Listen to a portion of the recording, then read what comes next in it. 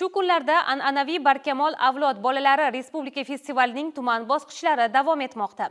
Zarbdor 90 kunlik tadbirlari bilan uyg'unlashib ketayotgan mazkur festival Qo'rg'ontepa tumanida ham yuksak saviyada ko'tarinki ruhda o'tkazildi.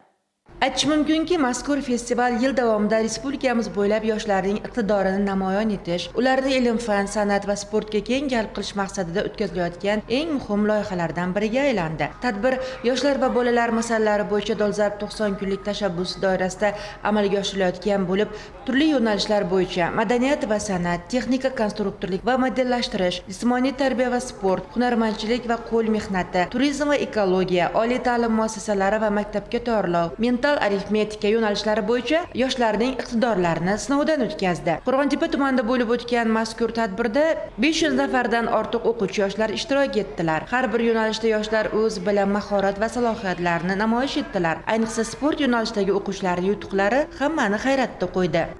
Rossiya Sankt-Peterburg shahrida birinchi o'rinda ekanman. Keyingi orzularim jahon chempioni bo'lish. Qo'rg'ontepa tumani Barkamol avlod bolalar maktabiga 3-sinfligimdan kelganman. Birinchi yillari uncha natija ko'rsata olmadim. Ikkinchi yildan Osiyo chempionatiga bordim. Undan birinchi o'rinda olib keldim. Rossiyaning Sankt-Peterburg shahrida jahon chempionati bo'lib o'tdi.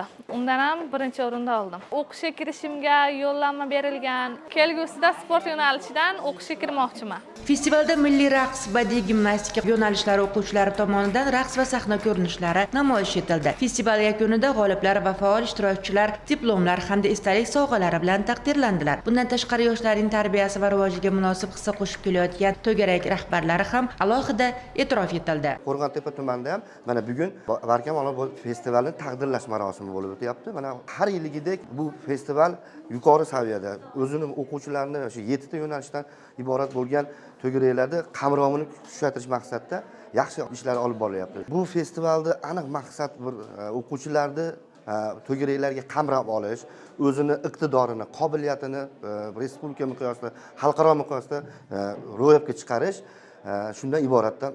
Tadbir mehmonlari va ota-onalar yoshlarimizning shijoati, iste'dodi va sahnadagi ishonchli chiqishlarini yuqori baholab, bu kabi loyihalar yoshlar qalbida vatanparvarlik, mehr-oqibat va o'ziga bo'lgan ishonchni mustahkamlashda beqiyos ahamiyatga ega.